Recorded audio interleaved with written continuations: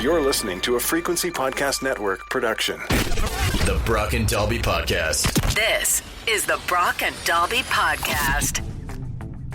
Welcome to Monday. My name is Brock. I'm Dalby. Flying solo at home this week. Oh, yeah, the kids are out at summer camp. Mallory's at her mom's, right? That's right, yeah. And it's my kids' first ever time going to a summer camp, which, they were asking me, Dad, what can we expect? What do we do when we get to summer camp? And I had to be like, I never went. Oh, you never went to an overnight camp? No, I don't know if it was Northwest Territories, we just didn't want to go out into the bush or whatever it was, but I would spend some summers with my dad back when I still knew his address, and I would hang out with my family. We would road trip, but I never did the sleepaway camp thing. No, my kids now have 48 hours more experience than I do. You're either one of two kids. You love it or you absolutely hate it, man. Well, that's just it. Mallory did the drop-off with the kids, and she was saying, there's a lot of kids who are excited. Maybe they've been to this camp a few times, so they're seeing old friends. She said you could definitely spot the kids who are staring at the parking lot maybe mom and dad will come back. I think for it's me. the same thing for parents. There's either parents that are please take them, and then there's others that are oh, my baby. Well, and that's Mallory wanted to make sure, because for my kids, again, it's their first time doing it, so she stayed a little bit to make sure they got their stuff to their bunk and all these other things.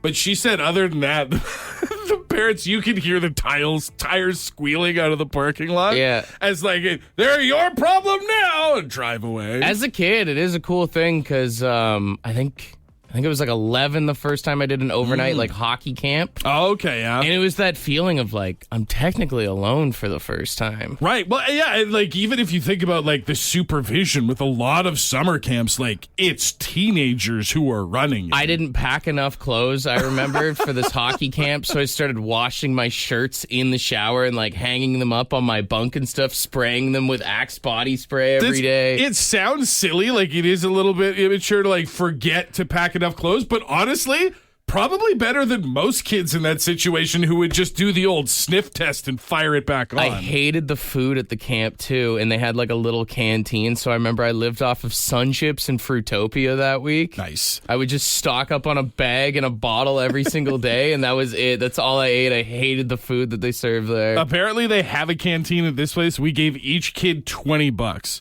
They are there for 7 days, I believe, including drop-off day and pickup day. How far do you think that $20 goes? Any chance in they've this economy? Although, your kids aren't old enough right now. I was going to say the one thing you need to worry about is dude, there's so much there's so much things going on at summer camp. So much necking? Oh, yeah. Nothing ever happened for me. I ain't bragging. But I just remember hearing tall tales because in our cabin, we were at 11 or 12, whatever it was, we were with 15, 16-year-olds. Oh, okay. I had a kid wiping his fingers under my nose and stuff, and I was like, what's that smell? Oh, no. Yeah, summer camp is gnarly, dude. That's aggressive. A lot of first experiences are happening for kids out there. God, mine just turned 11 and 9. Hopefully they've got a couple Yeah, I years. hope not. Hopefully they're not intermingling with finger sniff kids. But you learn a lot, that's for sure. This is the Brock and Dalby Podcast. We got friend of the show, Sean, on the phone. Sean, Dalby never went to summer camp. What was your favorite part about summer camp? At midnight, actually, me and my cabin mates actually snuck out at midnight, and we explored the campgrounds. We ended up getting caught in the end, but the guy was cool. Yeah, it's the joys of being out by yourself. You feel like you can do anything, you know? Oh, yeah, it was just the 8 of us in the woods, and we ended up wanting to go to the archery range to kind of take a look at the wildlife over there, and by the time we got there, we heard, "What are you doing?" Oh, I was going to say, what could possibly go wrong with 8 children sneaking off to the archery range in the dark? I was just surprised we got that far. Dude, camp counselors are like cops is what it feels like. Oh, exactly. And it's like a big game when you're a kid. You're the robber. Yeah, it's so fun going to camp as a kid. I don't know why anyone would ever want to work there. Exactly. Why would you want to be the fun police? Honestly, I used to look at the teenagers and I'd be like, man, you guys must be losers if you want to be here for the summer. Although, like, you look at, like, what was that movie, Wet Hot American Summer or whatever it is? It's like the counselors got to be the fun police for all the kids and stuff, but then the kids go to their bunks and go to bed. Yeah, they're only mad at you at night because they're trying to have fun. And yeah, that's true. They're ruining your fun in the daytime. You're ruining their fun in the nighttime, and that makes it make a little bit more sense. We got another Sean on the line here. What was your favorite part about camp? Well, when I was in Scouts back in the day, we had to dig a hole in the ground for the Thunderbox. Sorry, I'm just going to jump in here as someone who never went to camp. What's a Thunderbox? You don't know what a Thunderbox is? I've never heard the term before, but I have some thoughts. Sean, explain to the man what a Thunderbox is. That's where you do number 2.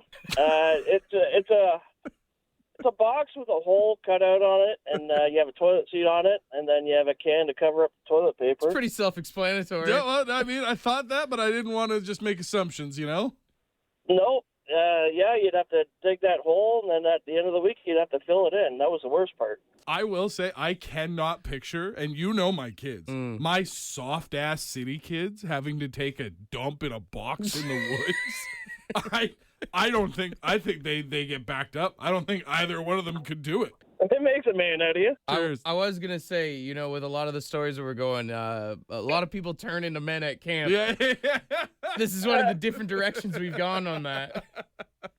Fair enough. You remember in American Pie how the girl has that one time at band camp? Apparently, so does everyone else on the text line this morning. Yeah. Like, there's no way all of you are telling the truth. I'm just saying, if you're a parent and you've left your kids a little bit innocent and there's things that you haven't told them and you're sending them to summer camp, they're learning a lot more than you thought. Someone is very willing to teach them. Camp is a very hands-on experience for most kids. The Brock and Dalby Podcast. One of the biggest stories that we talked about last week was Come on, man. Nick Tarnaski beating up that golfer there on the golf course. Well, turns out he actually made a public apology online. His name is Trevor, and he posted this on his own Instagram page. Yep, that's me, guys. The guy that got dropped like a bucket of balls in a pond. Not my finest moment, I know. Looks real bad. Played 36 holes of golf. We drank way too much, and my mouth ran faster than my brain. All jokes aside, guys, I'd like to apologize to all the folks on the course, anyone caught up in it, and anyone who had to deal with me that day. I lost my cool, and I've learned from it. Just one of those days where you should have kept the cart on the path, Ooh. Stay hydrated, keep your stick on the ice, maybe stick 18. Keep your cart on the path is a new quote that I'm keeping in my back pocket. Honestly, out of all of that, it was exactly what I expected. He sounds like a FUBAR character. He sounds like a Trailer Park Boy. Yeah. It was exactly what you'd think. But when he just out of nowhere drops that, should have kept the cart on the path, I'm kind of like, I kind of felt that, Now, he made the public apology, but something even better is the golf course in Red Deer. Someone made a little memorial by the lake where he got tossed. See the RIP sign in the grass where he got thrown in the lake? Someone took a scorecard, staked it down with an RIP in quotes, effing cry about it. You know what I've been wondering? Has the golf course, you think, seen an uptick in, people coming out to try the course? It's a tourist attraction now, honestly. At some point, you'd think, you'd get to that tee box and be like, oh, this is where it happened. You can still see the dent where he landed. You can recreate it with your friends and throw them in the lake. Throw someone across the cart path. Yeah. The Brock and Dalby Podcast. Apparently, there was a survey done in the States. Are you ready for this? I don't know if I am, to be honest. 7% of adults in the United States still believe that chocolate milk comes from brown cows. Adults, grown-ups, the people who are in charge of society. 1,000 people were surveyed, and they still believe that chalky milk comes from a brown cow. 70 out of 1,000 people. And then you expand that to the population of the United States. That's so many people. Where do they think the strawberry milk's coming from? The dumbest thing you've heard in a long time. Some Appalachian pink cows out there. That's the kind of thing that when you're in like, I don't know, the 3rd or 4th grade, you say in school. Right. Like, you learn real quick. A teacher goes, "No, idiot." And then explains how it works. And it's fine when you're a kid, right? Kids are supposed to believe. Could you imagine being in an adult conversation and someone said that to you? Absolutely not. Imagine you are a dairy farm owner and someone's like, "Oh, where do you keep the chocolate ones?" These are the same people that are allowed to vote, dude. That's right. They're allowed to vote. They have jobs. They have motor vehicles that they can drive whenever they want. I will admit, though, I would love to see a survey of this done in Canada of how many people believe the house hippo was a real thing. That's true. It is hard to come down on people who just believe brown cows make chocolate milk when this entire country was swept up by a commercial whose sole job was to explain to you that you shouldn't believe things. And then people were like, "No, I believe it." They made it too real, especially as a kid. You were always like looking around the house. You're like, "Where are these things? Are they natural to Ontario?" Checking behind the salt shaker. Where'd he go? Yeah. He's around here somewhere. I know we went to African lion safari this weekend. Did it sneak in the car? Is that what happened? I also know people who are fully grown adults that still believe if you swallow your gum that it stays in your stomach for 7 years. Oh my God, yeah. I fully believed it as a kid, but I know grown-ups who are still like, "No, man, that's science. Your stomach can't break it down." Imagine eating watermelon with a guy that's like, "Oh my God, I ate a seed." Oh, no. The Brock and Dalby podcast. The Brock and Dalby podcast. We got friend of the show, Bobby, on the phone. Bobby, what's something dumb you believed as a kid but wasn't true? Stupid brother had this list of swear words because I used to swear a lot as a kid, and he had me convinced that he had written down every swear word I ever said, and if I didn't do his chores for him or like whatever, man, he would make me do a bunch of crap for him. If I didn't do it, then he would give the list to my parents, and there was no friggin' list, man. Dude, my sister used to do stuff like that to me. She told me that she was personal friends with Santa because she stayed up one night, like, You late. were too young. She was older. She could stay up that So late. she told me she had to connect with Santa and would tell him everything that I was doing. She would rat you out to Santa Claus My if you sister were also told me when we were at like Sears one time that all the mannequins were kids that got lost and didn't listen. That freaked me out for years, dude. That's so dark. Yeah. Dude, Jesus. Older siblings suck. We've got Caitlin on the phone. Caitlin, what's something you believed as a kid that wasn't true? Leaving the inside car lights on when driving was illegal. I 100% thought that was illegal growing up, too. I was told that forever. That was the thing, is I thought you could get pulled over, you could get a ticket or something for it. Also, my dad would always be like, "It's blinding me. It's blinding me." I can't see. That's just it. When I was a kid and I would turn the light on, my parents' reaction made me believe that, like, the entire windshield just became a glare. Like, you couldn't possibly see anything. Then I was old enough to drive, and I was like, "Oh, this is fine." Yeah, they made it seem like we were going to go to Alcatraz or something. Yep, I totally agree. Yeah, you got to stop the generational pain. Like, we have to teach the next generation. The interior light, like you said, like, you thought we were going to go to Alcatraz. Yeah, if you survived the trip. If you didn't die in a fireball in a ditch somewhere. We got one more person on hold here. Jeff, what is something you believed as a kid that turned out to be a lie? I have older brothers, and they used to torment me and say, if you keep on doing that, you're going to go blind. And I believed them for the longest time. And then even to this day, I feel that I may get one too many in. And I'm 52 years old, and I feel that I'm in peril. Every time I do it, my brothers tormented me into believing that stuff. I used to see people wearing glasses. I also looked at my dad and was like, "How dare you tell me? You clearly didn't listen." And let me tell you, when I got older and I thought when I needed glasses, I thought, here's the end of it right now. I go, oh man. And here I am, I wear Optical glasses. is just cashing in on kids going through puberty. Absolutely. I think it's the optometrist that put it in there, and they started that rumor once upon a time. You need glasses. Don't do that, right? Big eyeglass perpetuating the rumor that you're going to go blind. It's not the truth, everyone. It's not the truth. Yeah. I'd be blind a long time ago. The Brock and Dalby podcast. You remember Derek Lewis, the UFC fighter who gave us this great quote? I'm here with the winner, Derek Lewis. Derek, why'd you take your pants off? My balls was hot. That's right.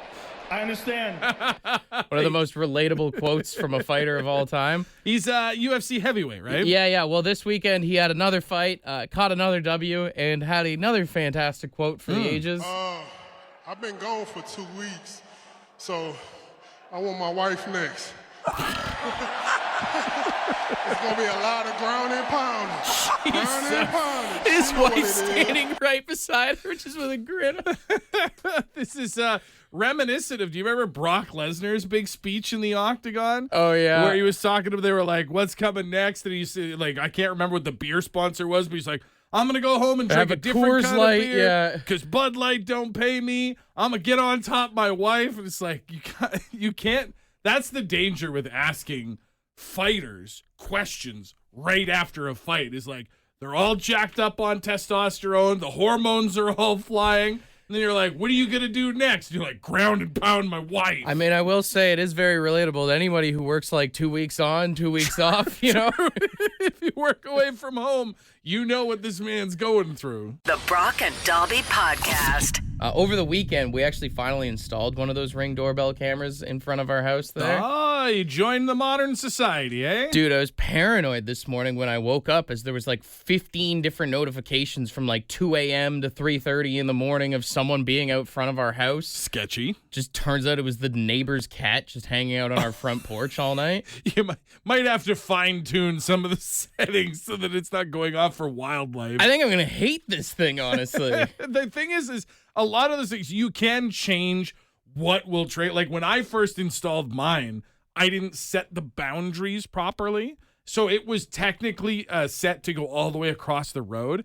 Anytime a car went by in either direction, ding, ding, ding, ding, ding. And we live on a busy road. Yeah. So I'd wake up to like 25 notifications of just overnight traffic and stuff like that. Oh, no, I can fix this. Me and Courtney were joking because like we're trying to like diet hard right now. So we'd be like, we can catch each other making like sneaky little trips to Dairy Queen or whatever now. Oh, absolutely. You can catch not only if one of you is like trying to sneak out or whatever, but also with delivery. Like you'll get notifications. Oh yeah, skip the dishes and stuff. Anytime someone's coming up to the door with a bag full of food because it'll say package detected. Although the best thing I've caught on my doorbell is if you go up to our front door, you know there's like 2 steps up to the door. Yeah. I caught a guy from Uber Eats or whatever, skip the dishes. He put the bag down, and then he must have been in a hurry. He turned and tried to jump down the 2 steps. Did he biff it? I don't know if he caught like an uneven spot in our lawn or whatever, but like he barely pulled it out before he cratered in the grass. That's the one thing I'm actually not looking forward to either, is I know I'm going to eat it so hard in the winter on the steps.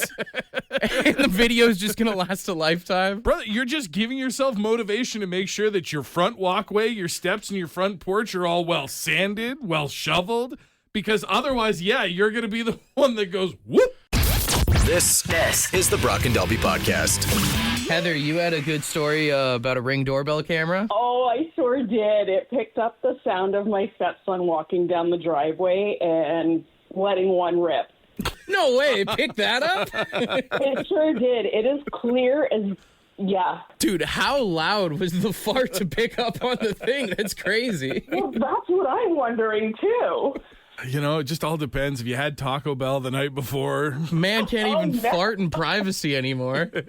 You can't. Dude, thinking about it now when I'm walking the dogs, how many times have I walked by someone's house and done that and have ended up on their camera before? Exactly. Yeah, I thought that was a good one to share with you guys. Yeah, no, thank you. Yeah, I've never thought about how many times I just crop dust in front of people's houses. There's definitely a group chat in your neighborhood of people complaining about all the times you farted on their doorstep, for sure. We've got Bill on the phone. Bill, you got a funny Ring doorbell camera story for us? Well, my daughter and her friends don't expect me to be up at 2 or 3 in the morning, so when I get the notification they're coming up the driveway, I'll scream in the doorbell to scare the crap out of them. Oh, that's right, because you can scream, like you can talk through the camera, right? Yeah, man. Yeah, for sure. Yeah, they don't expect it, so I got a couple good videos. I've never even thought about it, how hard it is for like teenagers sneaking out of their houses nowadays. Or sneaking back in. Well, they're 19 and 20, so I got to keep them on their toes, right? I guess if you're like a teenager now, you got to figure out like the path of the camera. That's just it. Like when you set these things up, you can sort of draw the perimeter of like what you want to see. And like, just for my own edification, I figured out how I could get to my house without showing up on the doorbell if ever I wanted to for whatever reason. If you're doing something sketchy. Yeah. But it's like, if you're a kid now and you want to try and come home a little late or go out after your parents go to bed, you got to have like a map of the neighborhood to know how to avoid all the cameras. We got one more person on the line here. Jeremy, you got a good Ring doorbell camera story for us? It was a couple of years ago. I was sleeping, and then I was woken to an alert, that my doorbell, like somebody's at my doorbell. It's like 4 o'clock in the morning. And I noticed that, obviously questionable character, around by my door and then hiding behind the shrub and wandering around. So I go up, I grab a 2-foot level because that's what was close by. I swing the door open. And when I went to go pull the door open, the guy actually had the door handle in his hand. So I ripped it out of his hand, and then I just started screaming at the guy. But when I was watching the video afterwards, I laughing because I wear a mouth guard because I grind my teeth when I'm sleeping. So I sounded like I said, I sounded like a white Mike Tyson yelling at this guy. It was the funniest thing. Yeah. You gonna get the hell out of here? Nobody sounds tough with a mouth guard in. Absolutely. So I was just like, not only did I freak this guy out, but then afterwards I'm just like, man, he was like, what the hell was that? Yeah. Although then again, if someone comes running at you with a mouth guard and you might be like, this guy's ready to fight right now. Yeah. True enough. Maybe thought, I was just ready to go down. Let's go. This is the Brock and Dalby Podcast. The Palms Casino has announced that they're going to start letting people play Uno at the casino. Now, they're not letting them gamble on it. They're basically just giving people who don't want to gamble the experience of being in the casino. Right. You're playing cards in a fancy Vegas casino with all the lights and the glitter and the glamour. And they said they're going to have like a special drink menu and all these other things. So I honestly, I do like it. But I also think it would be very awesome if you could gamble on Uno because the stakes would be so high. And like, imagine getting like an Uno reverse card dropped on you or like a pickup 6. The wild pickup 4 change suit. And you're just like, I lost it all. Sure, I lost it all. It would be $1 billion idea if someone in Vegas, wherever, opens up a casino where all you do is play board games. Dude, I would put down some money on a little competitive Connect 4. Yes. That would be sick, especially if it was one of the big giant ones you see at like campgrounds and stuff like that. Imagine Monopoly at the casino. Monopoly might actually be too far. That ruins families. Yeah. That could legit ruin someone's life. People will already throw hands over a game of Monopoly or a game of Risk. Now if there's money on the line, nobody's getting out alive. How'd you go broke? I was getting into trouble.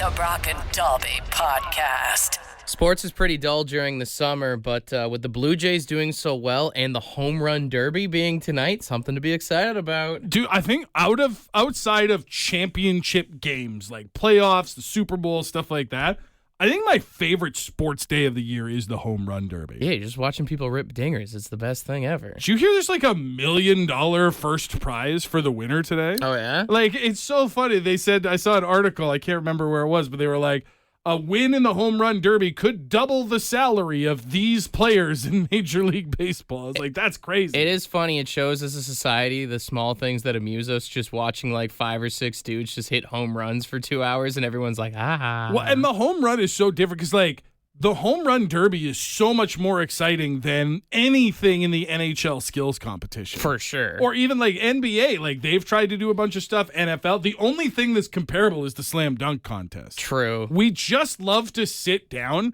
and watch athletes do the craziest thing they can possibly do in their sport. I would love to see if they did a home run derby of like players on steroids versus off, just to show how much of a difference it makes. Absolutely. The scores would be drastically different. Instead of like the American League versus the National League, you have the steroid users versus the non-steroid users. And then just for fun, you take a steroid pitcher and put him against the non-steroid hitters and see if anybody hits home. Yeah. You know what I've always wished, though? And maybe this is funny from a man who's going to turn 42 years old in the next 2 months, but it is still and may always be a dream of mine to be out in the outfield for the home run derby.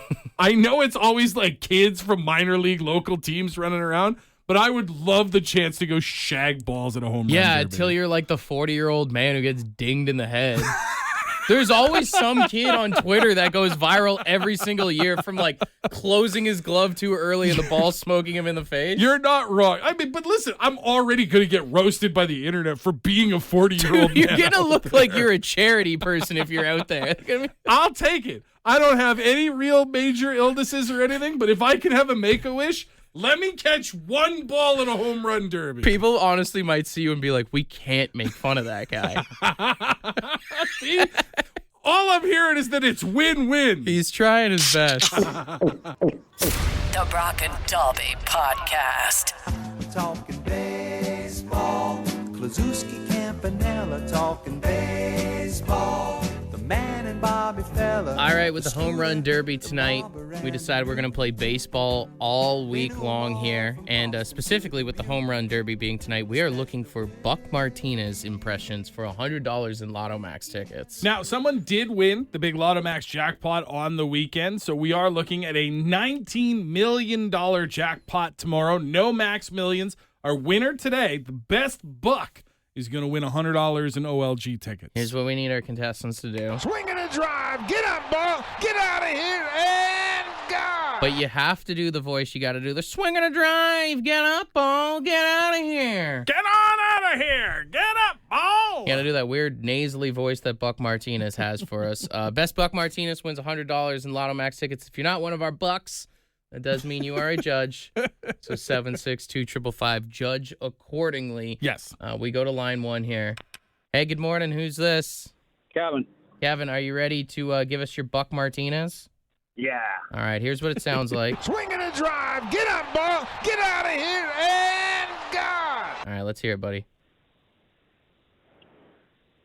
Swing and a drive. Get up, ball. Get up, ball. Come on, get out of here. There we go. Bam, bam. Berger with a grand slam.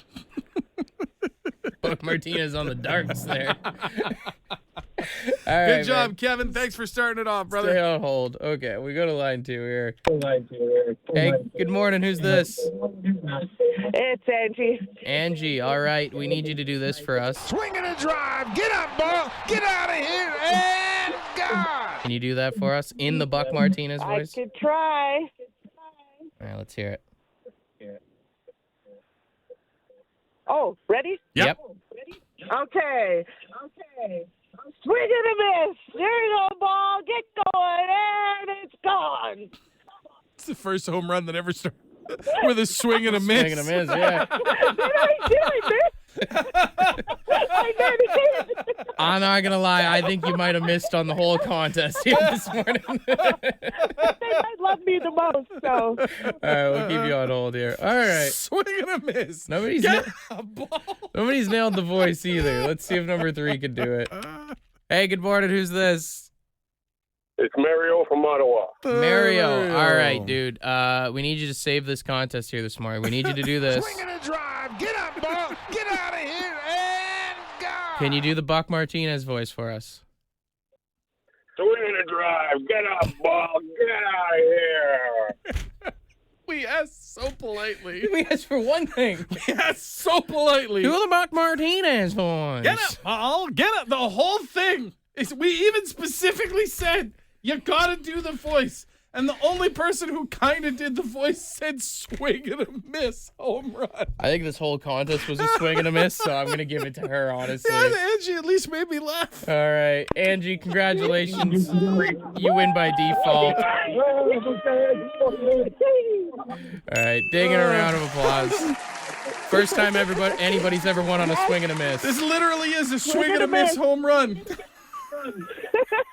All right, if you happen to win the jackpot tomorrow night, got some nickels and dimes for the fellas? Oh, yeah. I'll swing and a miss for you. Hell yeah. The Brock and Dalby Podcast. Ed's word of the day. Let's see what he's got. Good morning. Today's word is parvenu. Yeah, parvenu.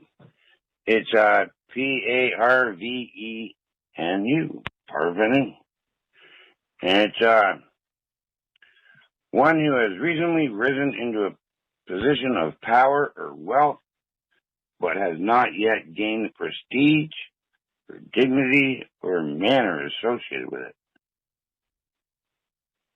Huh. So it's just kind of like a bombastic way of saying you're a snob. That pause. Yeah, that should be optional. You don't have to be a dick because you got money. Anyways, that just about does it. Have a great one. Cheers. Parvenu. Those are always my favorite when he just goes, huh. Parvenu, so it is a person of obscure origin who has gained wealth, influence, or celebrity. So basically, it's what you would call something like if you come from money and then you meet somebody who's like new money, like a lottery winner or something like that, you might call them a parvenu. It's a disrespectful term. Or even if like your buddy just like, I don't know, won a bunch of money off of a scratch ticket or something, you could be like, oh, look who's parvenu now. Yeah. Brother won $100 on pull dabs and he's being a real parvenu about it. You hear about Jesse got hit by that truck last year? It's parvenu about $100,000 in from the lawsuit settlement there. Or you could also, if you're looking for a way to use it, if somebody, because it's also about influence and power, if somebody who was like working a low-level job at your job just got promoted above you, you could really call them a parvenu. Oh, buddy that was working with you in the trades is now like a site supervisor or something. He's telling you what to do. All right, man. If you're going to be a real parvenu on the job site, I don't have to take this. Parvenu. Use it wherever you can, all right?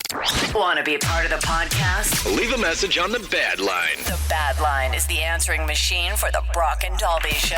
To get the number, text the word BAD to 762-555. Thanks for listening to the Brock and Dalby Podcast.